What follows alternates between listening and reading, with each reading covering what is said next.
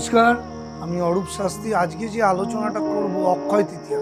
আপনারা জানেন সামনেই অক্ষয় তৃতীয়া। যে কোনো ব্যবসায় উন্নতির জন্য কিন্তু অক্ষয় তৃতীয়ার পুজো কিন্তু আমরা করে থাকি জানি। কিন্তু অক্ষয় তৃতীয়ায় কোনো কাজ করালে, গ্রহদোষ কাটালে সেই জায়গাটা কিন্তু অক্ষয় হয়ে থাকে। যাদের বিজনেসের সমস্যা চলছে, চাকরির ক্ষেত্রে সমস্যা চলছে এবং বিবাহিত জীবনের সমস্যা চলছে, এই তিনটে সমস্যার জন্যে অবশ্যই অক্ষয় তৃতীয়ার দিনটাকে কাজে লাগান এবং সাকসেস চিরকালের জন্য আসবে।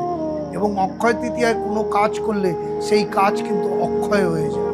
তাই এই সময়টাকে কাজে লাগিয়ে অক্ষয় তৃতীয়ায় ব্যবসায়ীরা আসুন এবং চাকরিজীবীরা আসুন, দেখুন তাদের ব্যবসা এবং চাকরিতে